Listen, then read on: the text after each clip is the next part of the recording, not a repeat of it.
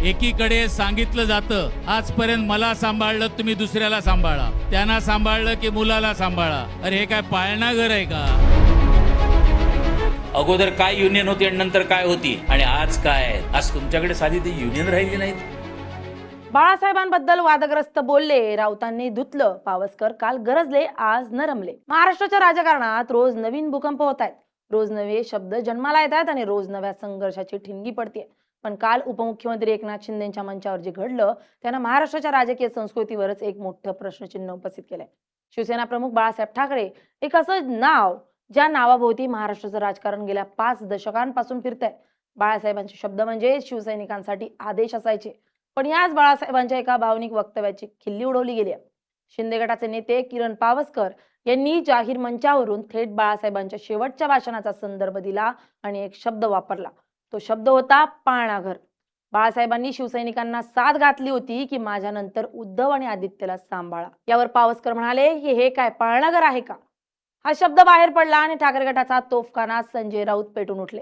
राऊतांनी पावसकरांना आणि संपूर्ण शिंदे गटाला असं काही धुतलं की 24 तासांच्या आत शिंदे गटाला बॅकफुटवर यावं लागलं.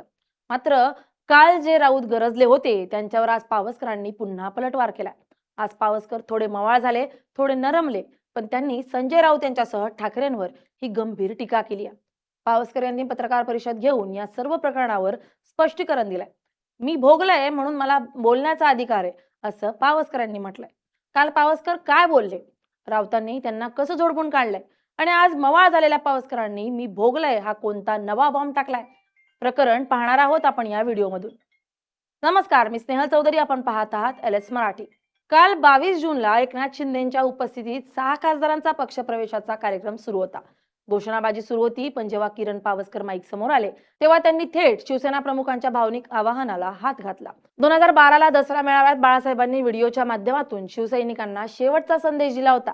माझ्यानंतर उद्धव आणि आदित्यला सांभाळा, जसं मला सांभाळलं तसं त्यांनाही सांभाळा.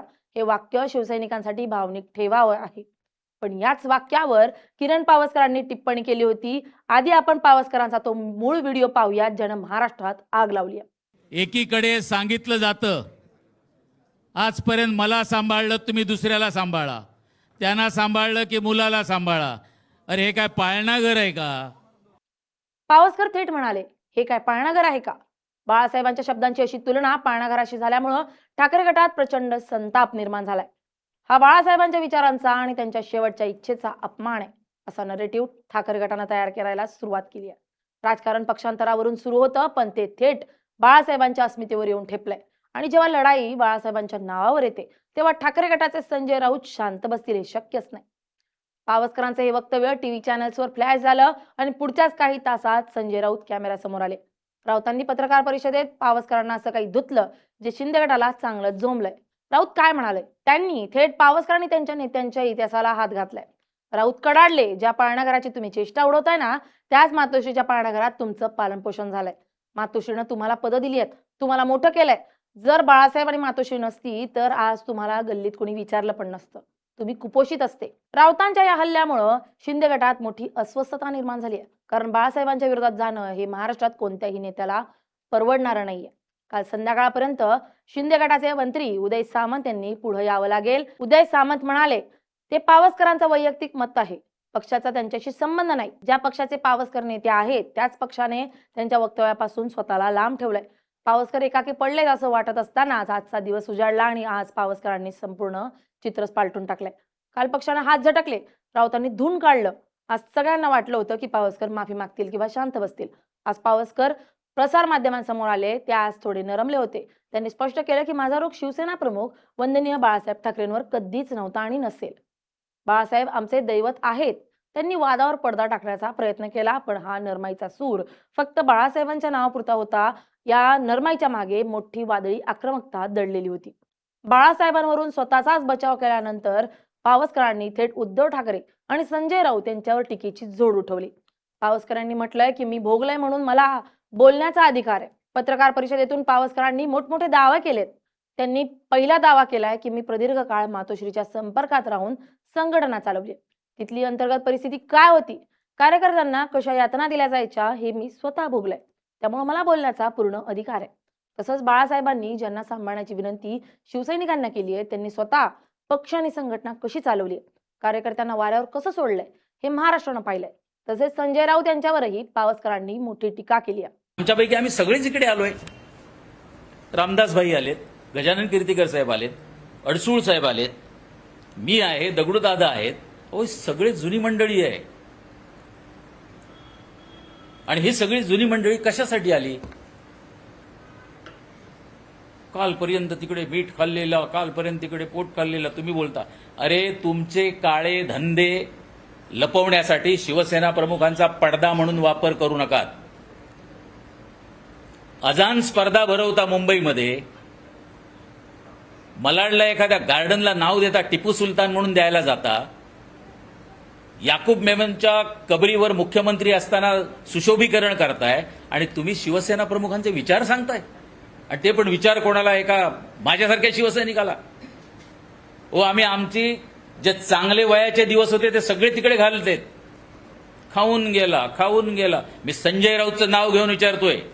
संजय राऊत तुम्हाला किती वेळा मी दिल्ली एअरपोर्टला आणि मुंबई एअरपोर्टला एअर इंडियाच्या युनियनसाठी आणि बाकी युनियनसाठी तुम्हाला बरोबर घेऊन गेलोय. अगोदर काय युनियन होती आणि नंतर काय होती आणि आज काय आहेत?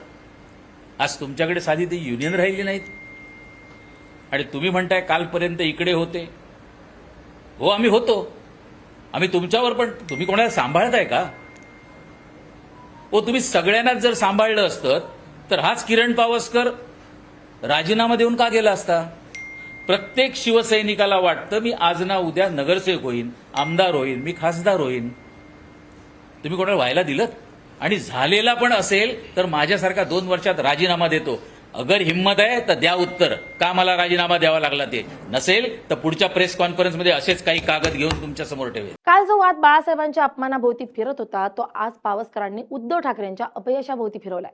पावसकरांनी मी भोगलाय हा शब्द वापरून ठाकरे गटातील इतर नाराज नेत्यांना किंवा जुन्या शिवसैनिकांना एका प्रकारे साथ घातली आहे.